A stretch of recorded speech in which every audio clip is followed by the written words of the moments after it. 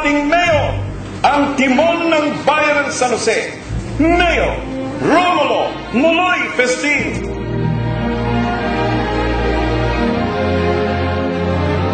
Ang aking pagbabalik ay nangangahulugan ng kapit-bisig natin pagtutulungan upang muling maisaayos ang wasak na pamamalakad sa pamahalaan. Ang 5 puntong agenda ng aking administrasyon ang siya po nating magiging biya para sa isang matuwid na daan.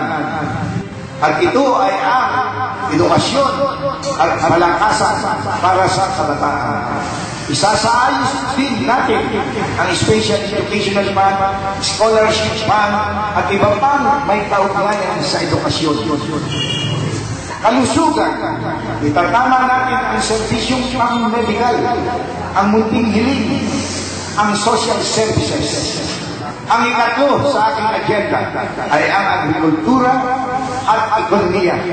Babalikan natin ang para sa magsasaka upang may pagpatuloy na nila ang pagpapaunlad sa kanilang anan dahil silang ang haligi ng ating ekonomiya.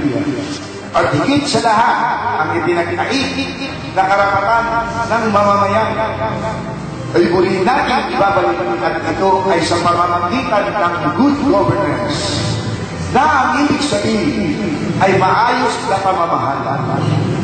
Ang tinig po ninyo ay siya kong pakikinggan.